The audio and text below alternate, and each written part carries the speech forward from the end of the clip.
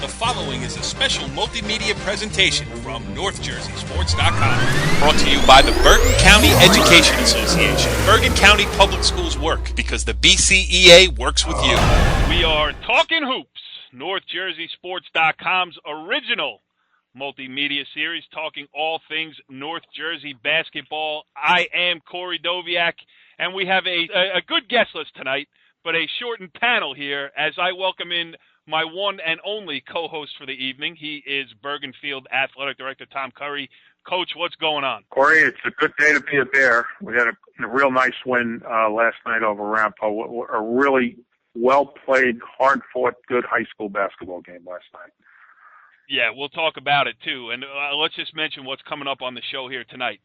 We're going to go a little girls hoops heavy this evening with the Bergen County Tournament seeding meeting just a couple of days away. We're going to have Paramus Catholic head coach Al Roth, whose team has been on quite a roll lately, including the game that I covered on Thursday night when they walked into Demarest and beat a very good Demarest team, a Demarest team that was 7-1 before that game. And Paramus Catholic walked in there and beat them by 20. So it'll be interesting to get Al's thoughts. They also won another game on Friday night as we're taping this here. They beat Hackensack. And we will also have Shenee Clarke, the Teaneck head coach. Her team is off to a 9-0 start, including a come-from-behind victory at Northern Highlands on Thursday night in a crazy game with crazy circumstances that happened before and everything else. We'll get into that with Shenee Clarke. But before we get to girls hoops, let's set the table with some boys hoops. And, Tom, let's go a little bit deeper. Bergen Field, I covered you, I think it was last week. You were off to the great start, but I talked to Marty Rivard, your head coach, that day, and he said, now is when it gets tough. And it wasn't like you weren't going to be a Bergen County Jamboree team, because you are going to be. But really, the Ramapo comes in undefeated into your gym. It was time, I think, for Bergen Field to say, hey, we got to make a little statement here and put something on a resume. Well, I definitely agree. Ramapo can run about 9 or 10 kids at you, and they do a heck of a job. They trap, but they don't just trap. They're not one and done. They'll re-trap you again at half court. And that's hard for younger players to deal with, because you really you can struggle with that because you're not expecting it. A lot of teams will trap and then fall back into man or fall back into a zone, but Ramapo kept right on trapping. So that's a credit to their coach and their coaching staff. They did a heck of a job. It was a real well-fought, well-played high school basketball game. Our kid, Matt Ramirez, hit the shot at the buzzer. And as Marty said, it wasn't really a play, but you know what? Sometimes somebody steps up and becomes a hero, and he did. Yeah, and it was a huge win. I mean, I think it says a lot about both teams, actually, because Ramapo was off to a 9-0 start. I understand your gym was packed. And, they come in there on the road against Bergen Field. Bergen Field looking to make a statement, and Ramapo, plays them. That's not going to hurt them at all in Jamboree seedings. There is no shame in losing by 2 points on the road at a good Bergen Field team. So I think it speaks volumes about the quality depth at the top of Bergen County. I think, obviously Don Bosco Prep and Teaneck have separated themselves. We've talked about it a little bit. Ramapo was at the number 3, maybe still is. I don't know. I don't know how much you penalize them for a tough road loss, but below that, there are some interesting things happening all across Bergen County boys basketball. Oh, absolutely. You have Ramapo and Bergen Field, as you said, and then you have a real good Ridgefield Park team, and Dwight Morrow's playing well. And then you have Indian Hills beat a real good Pascack Valley team last night. So there's a lot of teams with 1 or 2 losses there. It's going to make it an interesting tournament, and it's always great you get into Jamboree time and you see what happens and who steps up. This is always the big week. Next week is always the big week, because there's always 1 or 2 games that definitely affect the seeding and even the invites. So it's exciting times to be playing basketball in Bergen County. Yeah, it's like the Jamboree has already started, because there's knockout games all over the place. I mean, even including last Saturday night, I was at St. Mary's Garfield, and St. Mary's needed that one. They needed some quality victories, and I was talking to Brian Gassione after the game, and in the story I wrote, I put in about the schedule that he had played, and, we talked about it. He's going out and playing tough people, and that's great. It's good for strength of schedule, but you do still need to pile up some wins to ensure your spot there. Well, it also makes your kids better, though, come tournament time. That's the one thing. If you get in like they did last year and make a run, it does help you in the tournament, because, you're seeing different teams, you're seeing different styles. Since if you're playing some of the bigger schools, you're playing sometimes a more physical game and a little higher level. So it does help you. You may not have the record, but it obviously last year it helped him. He got to the Final Four, so it helped him last year. He's a heck of a coach, Brian. Yeah, he really is. They got to the Final Four for the first time in school history last year. That was key. A couple other games, and I'll bring this one up too because we can get an insider perspective. Indian Hills 52, Pascack Valley 44. That one pops off the page from Thursday night. Big win for your son Tommy with Indian Hills. We talked about it last week on the show how much everybody was looking forward to Rampo Indian Hills, not just because both teams were undefeated going in, but it's that sister school rivalry. Rampo wins that game. Indian Hills bounces back against Pascack Valley, and really Tommy's got a shot here at the Jambo, a very good chance. Well, I think the kids have really taken hold of the defensive end, and they're really doing a great job. But they're really starting to believe themselves. They're learning how to finish a game. That's part of the problem when teams weren't doing well, and then to get in a situation where you have a chance to win games becomes a real issue on learning how to finish. And they're doing a great job. I mean, they the other night they did a great job against Demers. They were in a little bit of foul trouble there, and they held the ball at the end, and they got a couple of nice baskets off back doors.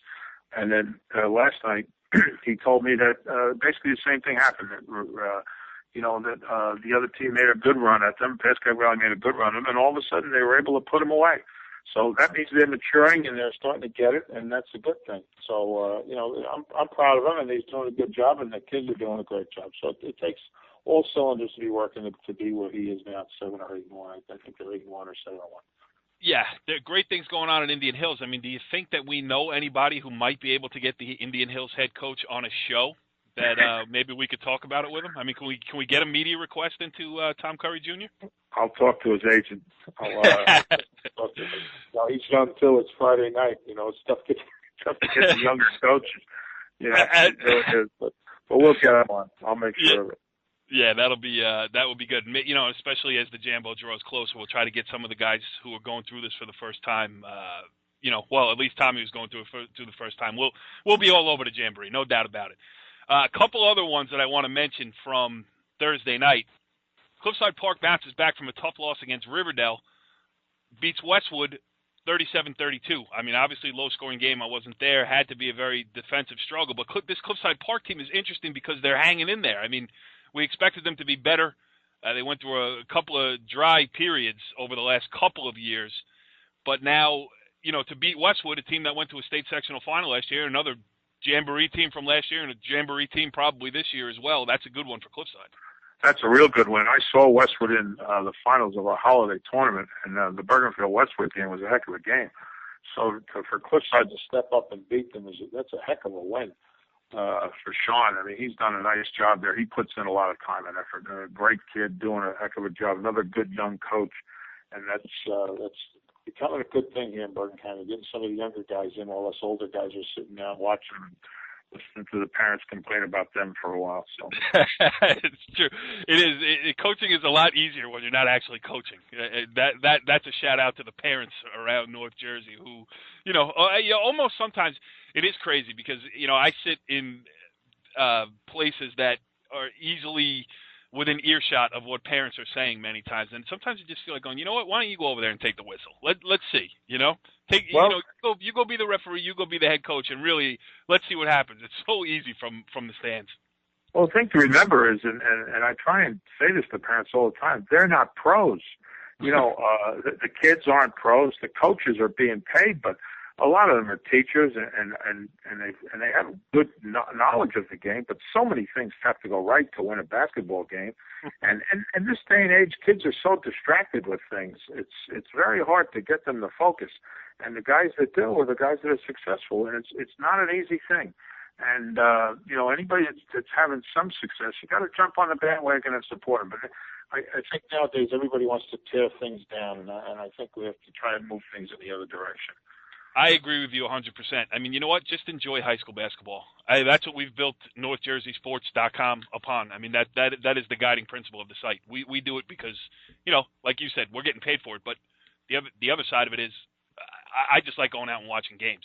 So the game for the game. Now, I don't care who wins or loses. I don't particularly care about quality of play. I like to see stories. I like to see, if it's a 37-32 game with Cliffside Park Westwood, I'm sure that wasn't, that's not going into the Smithsonian for the best basketball game ever played. I wish I was there because that's a good story. Corey, and you raise a great point. I mean, I watched that game last night. Those kids played their heart out. There wasn't one kid on that floor that was dogging it. Those kids played their hearts out. And even one of the parents said to me, and he was actually from Rampo, he said, this is really a great high school basketball game. What effort? I said, absolutely. And I think sometimes parents lose sight of the fact that, odds are you're never going to see your kid play again after senior year. Just enjoy them, watch the game, enjoy the effort, and enjoy, that your kid is healthy and out there playing. And I know that's a little lofty, but it really is true. It really is true. Because once they leave, that's it. I didn't get to see my son play after he was a senior. Now I sit back and watch him coach, and it's a nice experience to watch them and see the other things that they get out of sports, not just wins and losses. True. It is true. We could go on that path forever, but the last thing I'll say about it, and we've talked, we're doing a hockey show here, we're doing a wrestling show, and on both we are planning to have college coaches come on just to talk about the chances of getting a scholarship. Now, and Tom, you know the answer to this. If you're talking about a Division I scholarship, your chances are slim and none. If you're talking about getting a little money from a Division II school, there's a possibility, but really a very slim possibility. The best way to get money for college is to hit the books and do well on your SATs.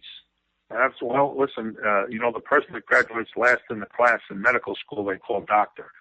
So I always tell people, you might want to invest as much in SAT prep and working on your books as much as you do for basketball. And anybody that really wants to play basketball, I guess, anyone wants to play at the next level, go watch some of the teams that you think your child can play at, and just look on the court, look on the field, and see who's out there and who's playing, and then really make a realistic assessment of your kid's physical size, physical ability, and what he or she can do. And that'll give you a little bit better clue. I don't know if people do that. They watch it on television and say, "Oh, my kid can play there." But but you know what? It's a whole different level. It's a whole different level. Absolutely. Yeah, no, and it's a topic that we should explore more here, but we got too much other stuff to do here on It's Talkin Hoops. So let's get started on the girls' side as we welcome in our first guest of the evening. He is a happy coach with good reason, backing up his win on Thursday night, an impressive one against Demarest that we'll get into shortly here. He comes back with another one on Friday night, 2 wins in 2 games. Paramus Catholic beat Hackensack 60-34 on Friday night. And we welcome in Paramus Catholic head coach Al Roth to talk all about it. Al, thanks for joining us. Not a problem. No problem. Al, yeah, Al, it's been a great 2 days here for you. I was surprised after the Demarest game. I went over to you. I asked you your record. You told me 5-4, and I was a little bit shocked because I'll tell you, your team in that game on the road played as well as you could, and as well as any team I've seen play all year. Yeah. Well, and I think I mentioned this, Corey, last night. We've actually been playing well for most of the season, but the well has been on the defensive side, and we've had an issue and a problem with scoring. Okay, we battled IHA, we battled Ridgefield Park, battled Sea Caucus, and then played a very good Midwood High School from Brooklyn on the campus of Brooklyn College. We played them in the New Year's resolution. And every game we've played well defensively. We're only giving up 38 points a game, which is probably about 13 baskets. So in the this run that we've had, we started out 1-3. Right. We're now 6-4. So you can do the math to see what we're doing. We're much more patient. We're converting turnovers to points. We're much more patient in the half court, which we've always had a problem doing. Yeah, if I could do math, I would, but it sounds like it's going pretty well over there for sure. Tom, what do you, he's got it rolling over there. Oh, well, basically, what does your team look like? Are they young? Are they a senior late team? What do we look like over there at CC? We got a nice plan. We got 4 seniors that have been doing it for 3 years. Sabrina Fincher's our point guard, and is excuse me, this is her third year in the varsity. Gina Crawford is one of our wings. This is her fourth year in the varsity. Corinne Portevienne, this is her third year, and sorry, the senior there. We got junior, some good juniors too. They're a nice play, but the senior class has been through. They've been through the war. You know, with Sabrina, Corinne, Gina, and Ebony Gilchrist, who's our three-point shooter. They've listened to it for 3 years, and they're probably a little bit frustrated. We had a good year last year. We were 19-9, but we want to go to that next level. We want to start, instead of winning games, we want to win something, and that's the mojo for these seniors. Al, I will give you credit for one thing. Well, I give you credit for many things because you know you're one of my favorite people in the world. But Thank you. But on your roster that you hand out at a game, at a parochial school, non-public school, you give the roster. It gives the hometown of each kid on your team.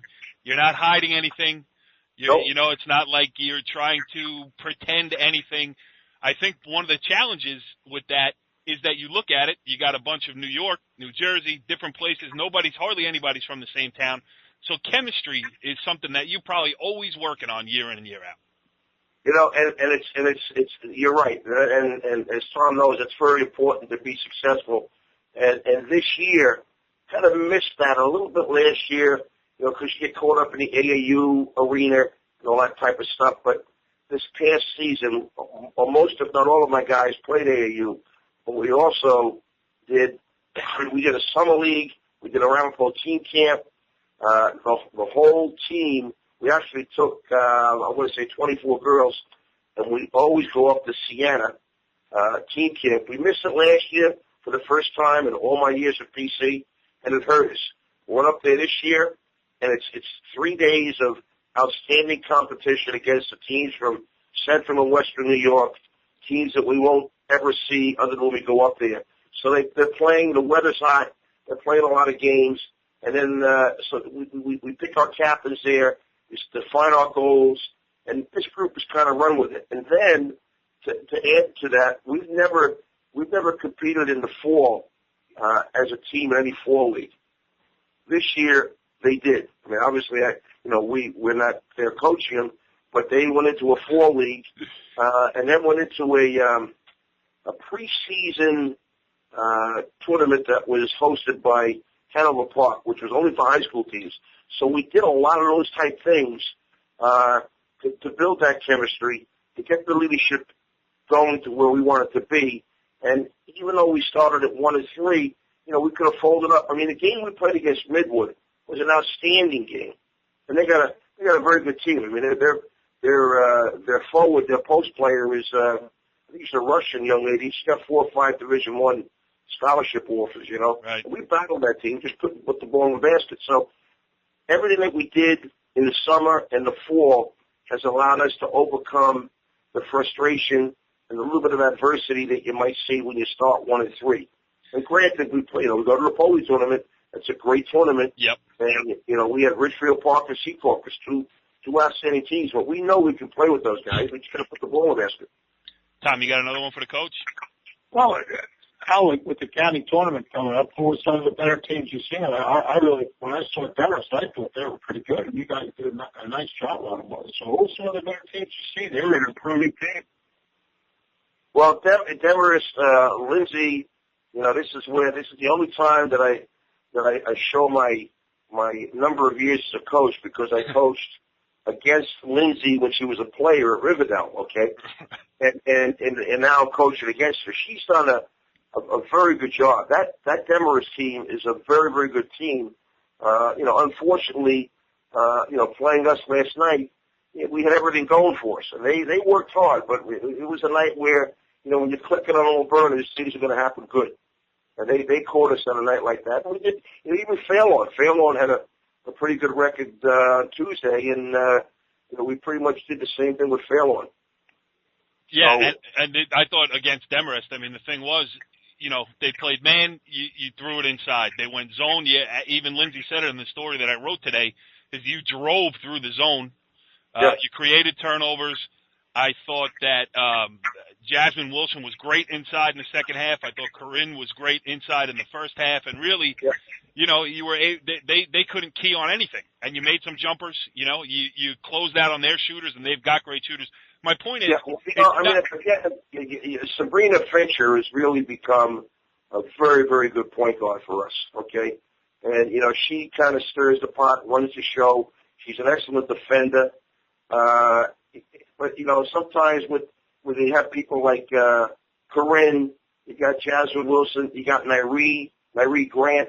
I mean, those are three guys that are close to 6 foot on the same high school team that can play and they can rebound. You know, sometimes we're taking up the floor like we like to, but they still, Nyree, Corinne, especially Jasmine, you know, we get that rebound, we go. And it's tough. I think it's tough for most high schools to match up against those kind of guys. Yeah, last question before I let you out of here. Like you said, the county tournament seeding coming up this week. Well, first of all, do you have any games left before the cutoff, or is that it? Oh, no. We have DePaul on Sunday. Okay. At our place at 3 o'clock. And then we go over to Bergenfield on Tuesday. We play Bergenfield at 4. So we have a lot of games that, we got a couple more games before that final cutoff. But it should be interesting because, they changed the procedure in their selection. It's pretty much more of a closed door type meeting. I have all the confidence in the world in those guys because they've been around. Yep. And they know who's who. They know who's played who. And I know there's a couple of teams in there when they look for quality. They look for the quality win. Well, PC for a couple of those teams was a quality win. So which means we must be a quality team. Even though we lost. Yep. So it should be interesting. I mean, first 5, in no real order, because Denver's came answered some questions last night, but you also have Northern Highlands playing IHA on Sunday. You got a couple of interesting games that still have to be played to make a final determination. But the top 5 would be not even hesitating, not necessarily in this order.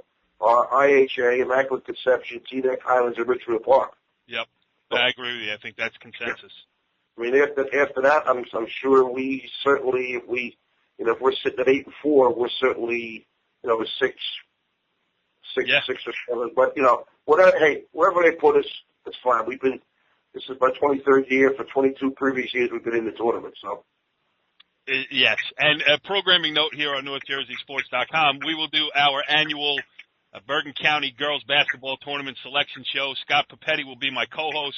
Rich Barton will also be involved, so we're going to have some fun doing that. But, Al, congratulations.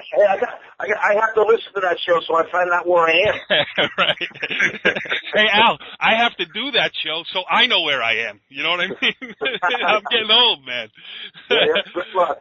All right. Al Roth, the head coach of the Paramus Catholic girls basketball team, kind enough to join us here. Pleasure as always, Al. And good luck, and I'll see you in the next couple of days. All right. Thanks, gentlemen. Have a good evening. I really appreciate it. Good night. All right. From one head coach whose girls basketball team is on a roll to another here as we welcome in Teaneck head coach Shenee Clarke. Her team now 9-0 after Thursday night's 56-54 victory over Northern Highlands. And Shenee, we'll get into that game a little bit. But first of all, thanks for joining us here on a busy Friday night. Oh, thank you for having me. Yeah, well, we were texting back and forth a little bit. You said, I'm waiting around here for you. It is Friday night. And as I was saying, I'm so old that I forget what you're supposed to do on a Friday night. I know. I'm trying to still have a life outside of basketball, like I said, if it's possible. Well, your life inside of basketball is going great right now this year. Let's just get into that Northern Highlands game a little bit. That's a game that's going to go a long way toward county tournament seedings coming up in a couple of days here.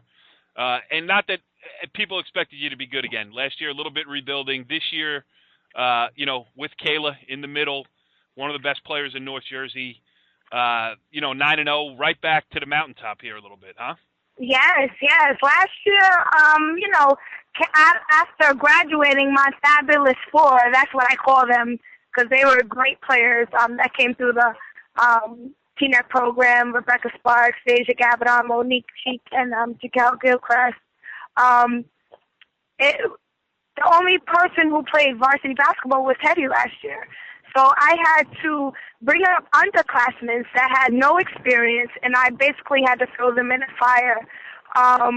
With this year's team, because of all the experiences that we went through last year, and I stressed to them about playing in the off season, how important it was. I needed to make sure that my guards developed, because Teddy was so much of an impact that they couldn't just rely off of Caleb. We had to be an outside. We had to have an outside presence as well as an inside presence, and everybody put their work in off season. And me being here at Teaneck, this is my 7th year coming in. I work beyond my paycheck because I hate losing. I hate losing. I can't stand it. I'm telling you, I never, even when I was playing at Richfield Park, we always was winners. And we knew how to win. We knew what we had to do to win.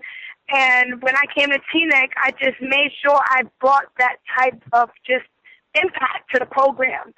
And I stressed it. I stressed it to my underclassmen. I stressed it to the parents. And the best thing, and especially when it comes to high school basketball, is making sure that the parents are on the same page as you. Yes. And when you have that whole collective group, that family, you could get a lot of things done.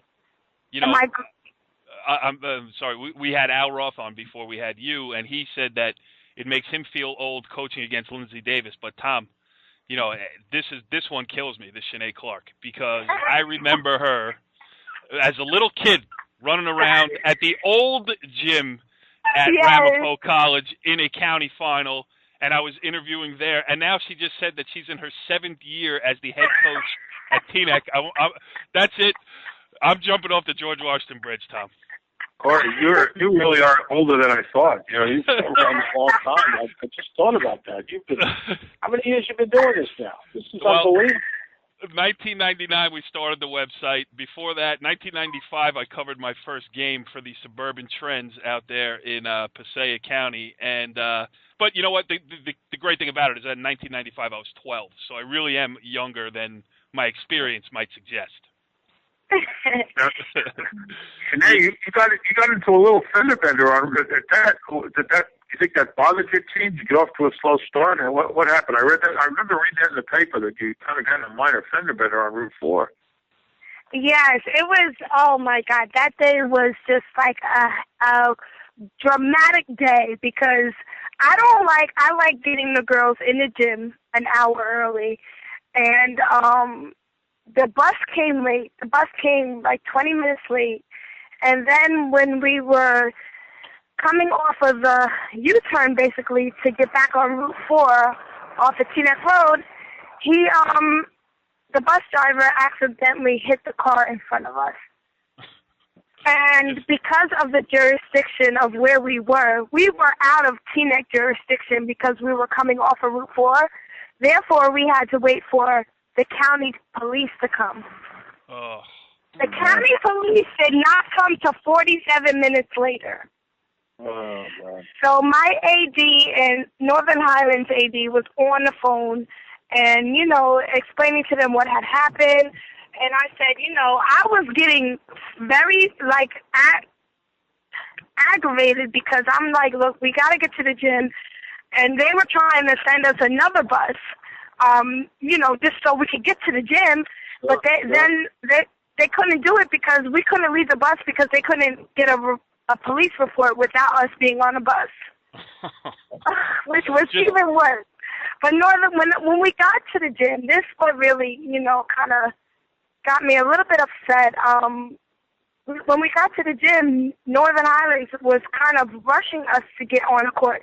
They first put 10 minutes on the clock. I said, there's no way that we could warm up, have a pregame talk, stretch. We didn't even get to stretch. These girls are sitting on a cold bus, right. And I had to battle the clock person and then go back and forth and talking with the rest to get more time to just, help the situation. because the situation was out of our hands. So, and nobody was coming in the gym after us. I was like, come on, like there's no reason to really rush this at this point. We're here. Let us prepare the way we need to prepare. Yeah, Tom, it brings up a good question. I mean, what is protocol? You're an athletic director. Say that situation happened for you. I mean, you know, who knows what Northern Highlands, what the situation with their administration was, whatever. I mean, I'm just asking you if that happened, somebody coming into your gym, what is protocol? Well, I think you have to look at both sides. I mean, Northern Highlands has been sitting there for a long time waiting. Right. But this was an unforeseen circumstance for Teaneck, so I think you have to use your best judgment. 10 minutes might have been a little short, but probably 15 minutes would have been reasonable because you do have to get the game started. But I sympathize with you. You know, people don't realize how many things have to go right for a game to go on.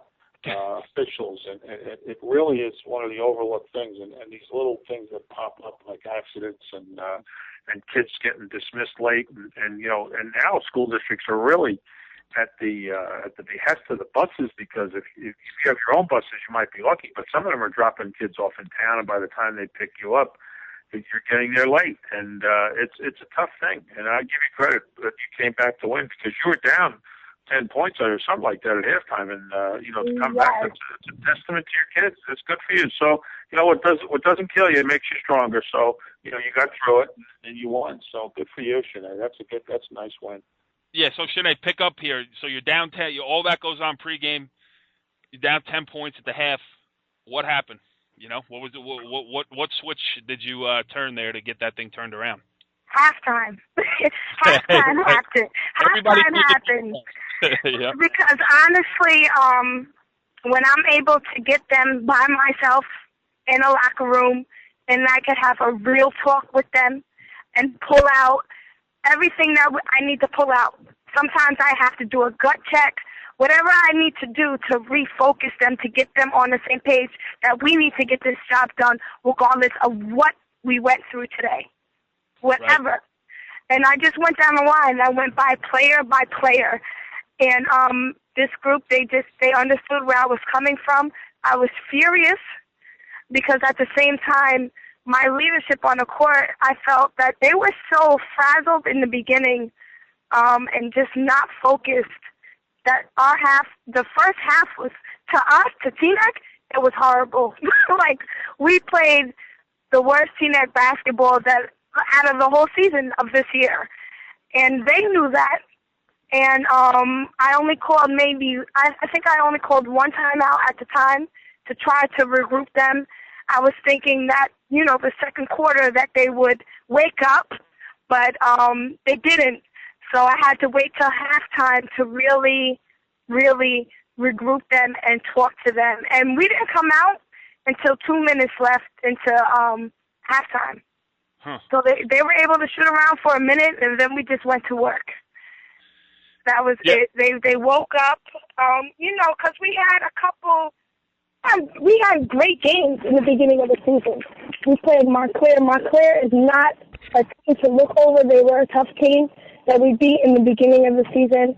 And then we played the top team in New York, South Shore, who had an amazing D1 player that we had to try to contain to the best of our ability as a whole. So we had challenges, and we played good competitive teams. So we know basically what we could do as a team. And I just had to remind them that we could regroup and do this. And even though it wasn't a pretty win, we got the job done. Every win is a pretty win when it's over. Yes, I know.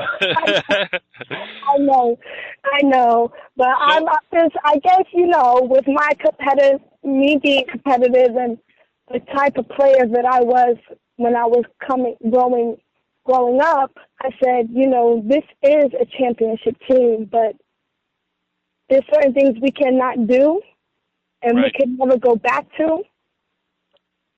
That we got to make sure that we're on the same page and just make sure that everybody does their job.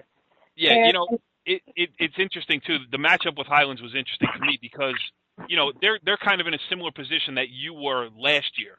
Mm-hmm. You know, they lose Rainica, obviously, they went to a county final, and then everybody expects them to fall off the map. They haven't. They won the Poli tournament, which was huge for them. They have played well, and then for you guys to go there and beat them, I think that shows that you guys are all the way back. Now, obviously, with a 9-0 record and with the competition you played, you didn't need that game to prove that. But just how important was that now going into the county tournament seedings? I know, you have a game or two to play left, but, if you do get that number 1 seed, sounds like something like that would be important to you. I mean, just talk about what that win does for you going forward here as it's starting to get late early around here. Corey, now you already know, after 7 years of being, like this being my 7th year here at Teaneck, number 1, number 2, it's like the rankings to me at this point, because there's plenty of times when number 1 seed was upsetted by whatever team that was coming, the number to me doesn't matter. The performance matters to me. And the girls have the confidence, and they know that they could beat any team that steps on the court with them. They have the confidence. Now, the problem, or that we have to come, that we might have to face here and there, is playing a consistent 32 minutes hard. Right.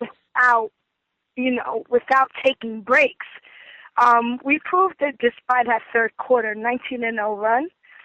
Hands down, if we would have started that in the first half, it would be a totally different game. And that's why I was just like, this group that I have, they have a lot of character. But my goal this season is to make sure they remain consistent. Because as soon as we take a break, anybody could come in and take whatever we work so hard with away from us. Yep. And it's unfortunate because when we played Northern Highlands, the gym was packed. The gym was packed like it was a county game. But the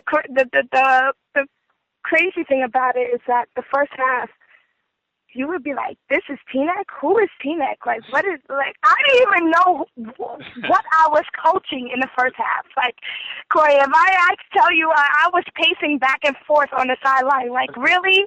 Like, I had to call a timeout and to tell them to just calm down. Yeah. I think there was probably a word between calm and down, right? Oh my! It was so crazy, and I was just like, the second half when we came out that third quarter, and that's how we played South Shore. That's how we played Montclair. Like the top teams, when we play those 32 minutes, when we could get 32 minutes strong, that's how we could come out. And it's a challenge, but I just got to make sure that they could play like that for 32 minutes. Shenee Clarke, the head coach of the Teaneck girls basketball team, doing a great job, off to a 9-0 start. I know I haven't seen you yet in person, but I will. It's getting to be that time of the year where we start hanging around the Teaneck gym. So congratulations on the great start so far. Good luck in the county tournament going forward after that. Thanks for joining us here, and I'll see you soon. All right, thank you. Interesting stuff, as always, there with Shenee Clarke, the Teaneck head coach. And, Tom, listen, I'm trying to break you in slowly to this girls' basketball thing. I know you watch a lot of Bergenfield girls' basketball, but did you know there were 50 other teams in Bergen County? Yeah, I did. And you know what? One of my good friends is Jeff Jasper, and I have to tell you, and Sue Liddy. And there's two people that they can coach anybody, boys or girls. They're just great coaches, and they do great things for kids. So, girls basketball, boys basketball. It's basketball, Corey. It's Talkin Hoops. It is Talkin Hoops. And when you talk about girls basketball, you just pick maybe the two best girls basketball coaches in the history of New Jersey girls basketball. But we got a lot of things coming up in the next couple of weeks. Bergen County Girls Tournament seeding meeting we'll be there. We'll do a show on Tuesday night. After that is the Jambo Selection show. The week after, we will do a show there. So, Tom, we got a lot of Talkin Hoops to do as the season goes along here. Well, you do the talking, and I'll do the listening a little bit. I'll add a little bit if I can. But thanks, Corey. This is a real good thing you're doing. This is a lot of fun. Much appreciated, Tom. We'll talk to you next week. Follow the leader.